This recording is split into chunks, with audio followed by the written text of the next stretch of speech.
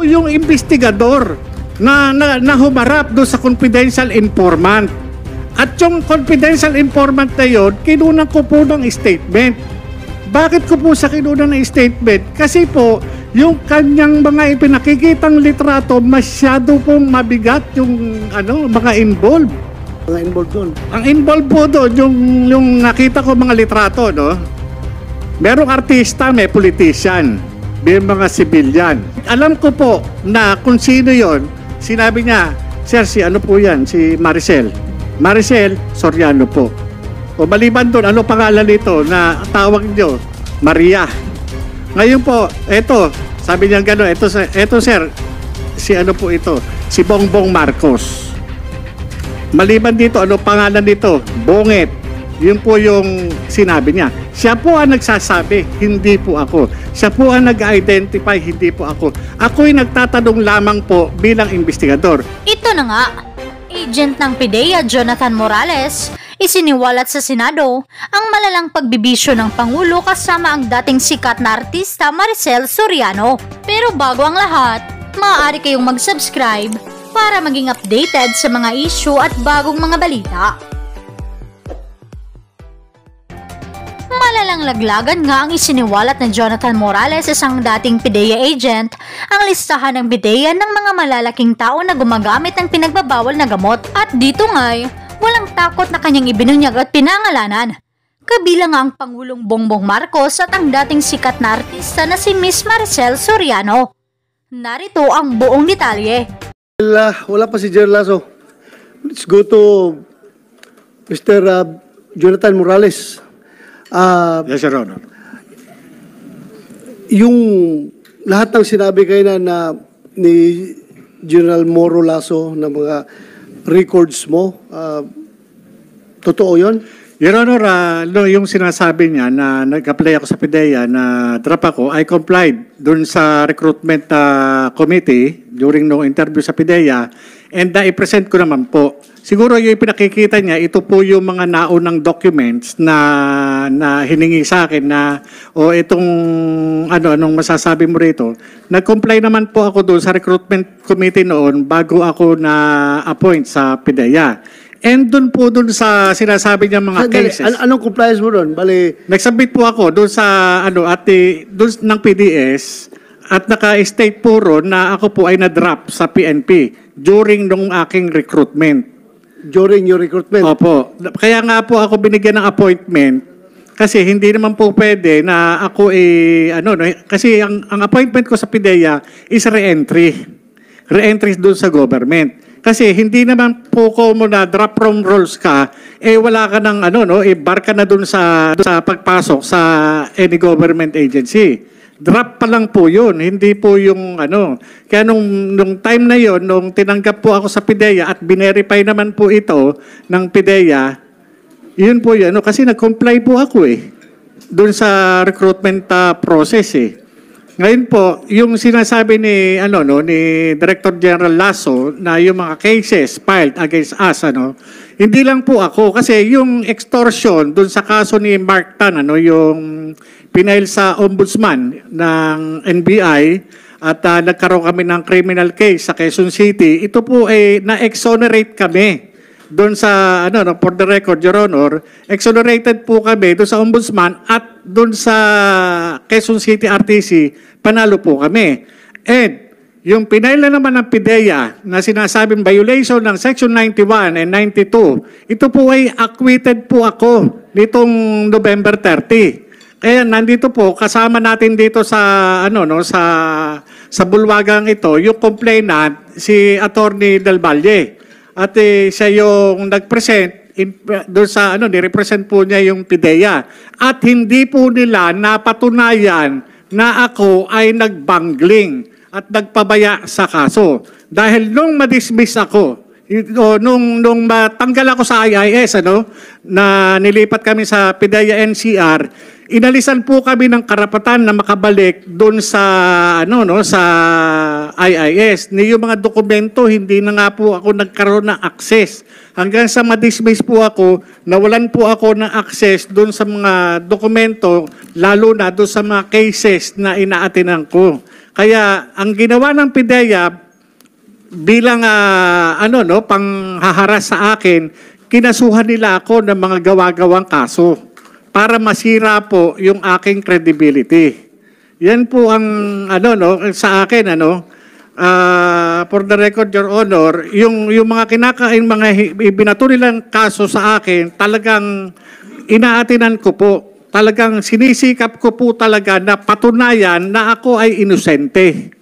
Ito po, nagtataka lang po ako, sa halip na bigyang pansin yung mga records o yung mga classified documents na naandun po sa tanggapan ng IIS, bakit sinisira nila ang pagkatao ko?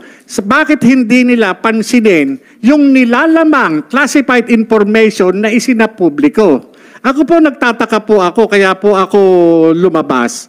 Gawa ng nananahimik po ako Nadamay po ako dito sa dokumentong pinirisinta ng isang vlogger na si Maharlika. Nananahimik po ako Ang ko po dyan, ang tingin ko, nagkaroon po ng awayan sa loob ng PIDEA. Doon po ako nagtataka, ba't ako nadamay dito? Di ba? Hindi ho kaya nag-umpisa ito doon sa ipinalabas na video doon sa social media na ang involved ay yung tila galit na galit na PIDEA Director General. Kasi kung titignan ninyo, yung video, hindi makakalabas ito sa publiko. Kinakailangan puntahan mo pa doon sa NBR para i-download mo mismo yung video. Bakit yung video nakalabas na dapat nasa pag-iingat ng Counterintelligence Office ng PIDEA? Hindi ho ba? Hindi kaya itong mga lumalabas na dokumentong ito ang dahilan ay para lamang hiyain yung PIDEA Director General? Ako nagtatanong lang po, wala ho akong masamang tinapay kay Director General Lasso. Malaki po ang respeto ko sa mga opisyalis ng gobyerno. Pero sa aking bakit lumabas ito? Itong dokumento na ito, nung makita ko, nung sinabi sa akin na itong pre-ops, yung authority to operate, nung makita ko ho na ipinipresenta rin sa video, ako ho yung investigador na humarap doon sa confidential informant. At yung confidential informant na yun, kinunan ko po ng statement. Bakit ko po sa kinunan ng statement? Kasi po, yung kanyang mga ipinakikitang litrato, masyado pong mabigat yung mga involved. Sinong mga involved doon? Ang involved po doon, yung nakita ko mga litrato, merong artista, may politician, may mga civilian. Ngayon po, tinanong ko po siya, sino ito? During nung kinukunan ko po siya ng kasi ayoko pong sa akin magbula yung pag-identify. Gusto ko sa kanya magbula yung identification. At yung mga nandun litrato, 5 litrato po yun sa pagkakatanda ko, iba't ibang klase, iba't ibang okasyon, iba't ibang pagkakataon. Yun po yung Ngayon, nung tinanong ko siya, sino ito? Kahit alam ko po na kung sino yon, sinabi niya, Sir, po yan? Si Maricel. Maricel Soriano po. O maliban doon, ano pangalan nito na tawag niyo? Maria. Ngayon po, sabi niya gano'n, ito sir, po ito? Si Bongbong Marcos. Maliban dito, ano pangalan nito? Bonget. Yun po yung sinabi niya. Siya po ang nagsasabi, hindi po ako. Siya po ang nag-identify, hindi po ako. Ako'y nagtatanong lamang po bilang investigador. Maliban dito, sino pa ang nakikilala mo rito? Yung iba nga po, tinakpan po niya ng pentel pen. Dahil nga ayaw niya na i-reveal sa akin yung iniingatan niya rin. May mga iba pong mga personalidad doon na hindi ko na po matandaan yung mga pangalan. Ngayon po, doon po sa opisina, kinunan ko ng statement, yung confidential informant, kung sino po yung present na naandun na kasama ko doon sa opisina, inilagay ko po yung pangalan. Kaya po, nung kinuha ko yung statement tayo, nakalagay po roon sa harap nina. So, sino yun? mga kasama mo? Makikita po yun dun sa ano. Kaya nga ang ano ko dun sa... Hindi mo ma-recall? Hindi ko po ma-recall. Kasi sa dami na po. Hindi lang po yun ang kaso na nahawakan ko sa PIDEA. Meron po dyan na wala ng Arbalite. Ng M4, ano? Ang involved, isang regional director. Meron ako na imbestigahan dyan, isang director din ng legal, logistics management service. Nakasuhan din po yun, natanggal na po. Meron po isang regional director sa Mimaropa na imbestigahan ko rin po yun. Hindi lang po iisang kaso na ang naimbestigahan ko siya, pati ho yung mga drug company, na kilalang drug company, nahawakan ko rin po yung kaso niyan. Hindi po hindi po yun na usual yung kumbaga sa yung mga kinukunan ko ng statement diyan na hindi lang isang beses, marami po. Kaya kung tatanungin niyo po ako kung sino yung mga nakalagay doon, hindi ko po tatandaan kasi kinakailangan ko yung dokumento. Kagaya po niyan. Sandali. Sir, so you confirm na yung papel na yon na nagkakalat na sa social media, yung dalawa, yung pre-operation report at saka yung authority to conduct operation, are they authentic documents? There are no such documents, Your Honor. There are no such documents? Yes, Your Honor. So ngayon, na nandyan ngayon, so denied mo yan na hindi yan dokumento ng PIDEA? Yes, Your Honor. Your Honor. Yes. Ganito, sir. Your Honor, ako naiintindihan ko si General Lasso eh. Kasi, yung mga nai-involve dun sa dokumentong yun, yun yung appointing authority na nagtiwala sa kanya para dyan sa kanyang, hinahawakan posisyon sa PIDEA. Sa akin, wala pong unang-una, kamatayan po ang matatamo ko rito. Wala akong mapapala. Ang concern ko lang po dito bilang dating alagad ng batas, lumabas na sa publiko ito. Sampal po ito sa mga tulad nating alagad ng batas. Ano ang gagawin natin? Magtatanga-tangahan na lang po ba tayo, Your Honor, dito sa mga information na nalathala doon sa publiko? Magwawalang bahala po ba tayo? Ang tanong ko papaano yung mandatong pinagkaloob ng Comprehensive Dangerous Drugs Act, lalo na dito sa butihing Director General ng PIDEA, ano ang gagawin natin? Kagaya niyan, may nilabas na naman si Maharlika. Yung sinasabing 2 minutes lang yung kinandak na drug test result. Wala ho bang authority ang PIDEA na mag-issue ng subpoena duces tecum ad testificandum against dun sa doktor at dun sa medical technologies, ganun din dun sa drug testing facility. Sana pinagpapaliwanag, hindi dapat siguro, it's unfair din to accuse General Lasso dahil he was not the director at the time.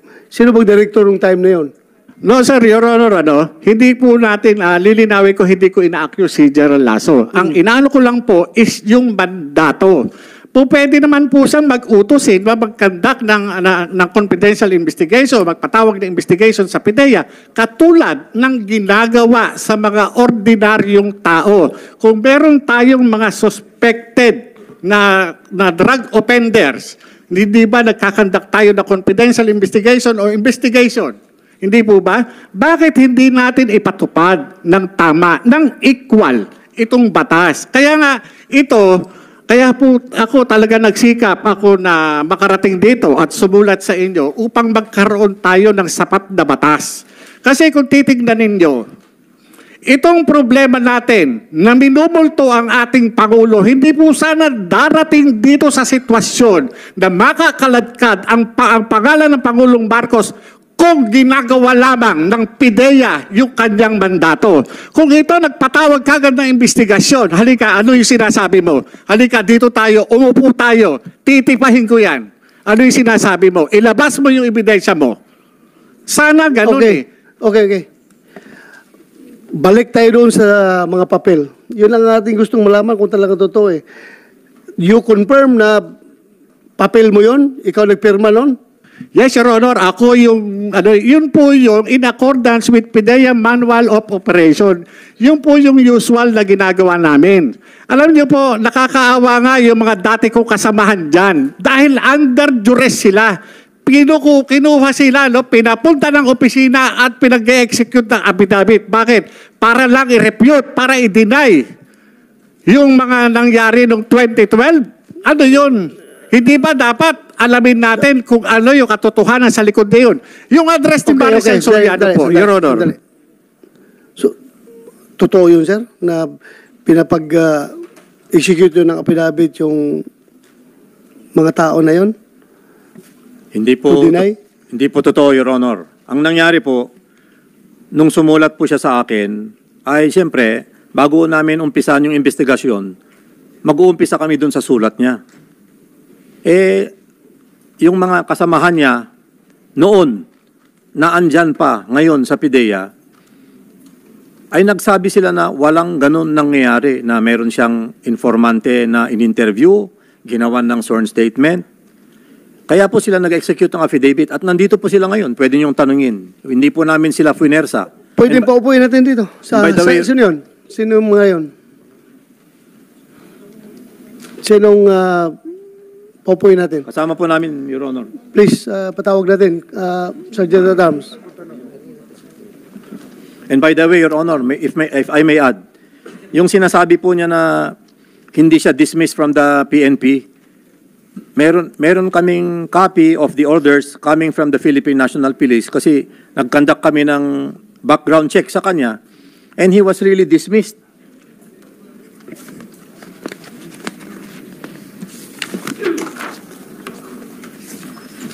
Special Orders number 3106 dated November 19, 2008 na appoint po siya 2019. Confirmation of dropping from rules.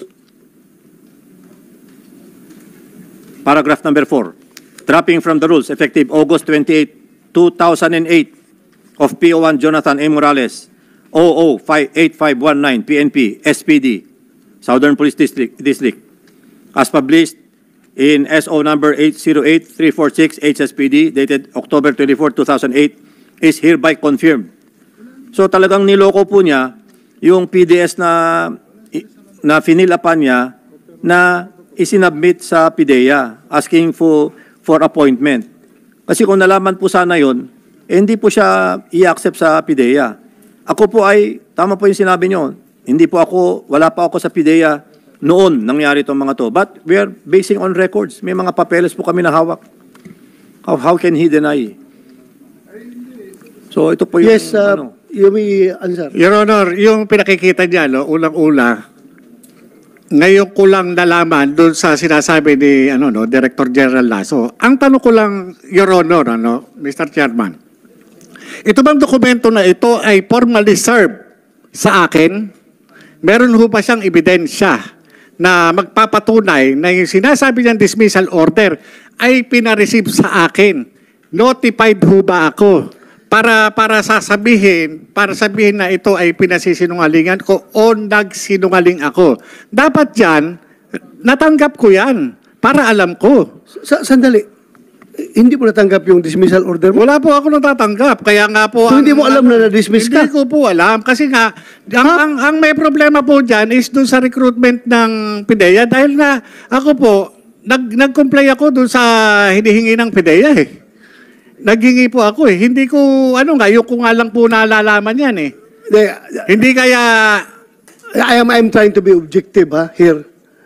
Kung ikaw PO1, nalabasan ka ng order na dismiss, hindi mo alam yun? No, Your Honor, hindi ko po alam. Kasi kung alam ko man yan, na-receive ko po yan. Sorry. As I've said, I'm trying to be objective here, pero parang very irregular na hindi mo alam na dismiss ka na pala serbisyo. Ako forgive me if this comes offensive to you. But para sa akin, PO1 ka, may lumabas sa order na dismiss ka, hindi mo alam, tumatanggap ka pa ng sweldo noon after nung lumabas yung order. Kung hindi mo alam ang order, nalaman mo ba na may sweldo ka pa na dumarating? Yes sir, wala akong Your Honor, nung nag-apply ako sa PIDEA at pinag-comply naman nila ako dun sa mga requirements, nakapaghingi pa ako ng mga clearance Nakapag-clearance pa po ako. Hindi ako makaka-transfer kung walang clearance na binibigay sa akin ang PNP. Okay. Nag-clearance po ako. Kaya nagtataka ako dun sa ipinakikita ni alam mo, ni Director General Lasso. Itong hearing natin na ito is very important. Very important ito. Kaya nag-present din sila ng kanilang facts about you or maybe against you dahil nga gusto lang nila to set the record straight. No problem with that.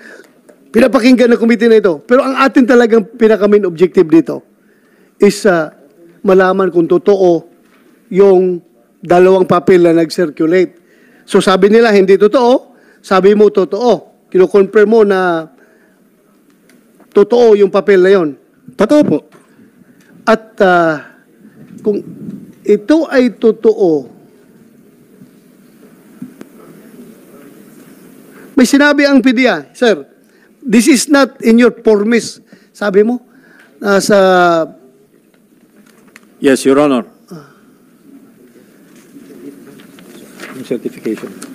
Sir, yung formis po is a record of all the plans and operations that we conduct. Ito po ay hinahawakan. It is called the PIDEA Operational Reports and Monitoring Information System. So, kailan ito nag-start, itong system na ito? Anong year? 2014. So, yung kaso mo, yung... Your Honor, 2012, wala pa pong ganyan noon. Formis, wala pa yan noon. Opo, hindi yan yung sinasabi lang formis, yung wala laho ako dun Yung Okay. kung yan, kagaya Sir, niyan. Your Honor. Yes, sir. Wait. Totoong wala pong formis pa noong 2012. Kaya lang, meron po kaming data monitoring system of the National Operations Center. Dala po namin yung mga binders namin ngayon to prove to you that there is no such entries na sinasabi po niya. Kasama po namin. And by the way, sir, nandito na po yung apat na tumestigo or nag-execute ng affidavit that wala pong nangyaring ganun sa opisina nila nung panahon na yun.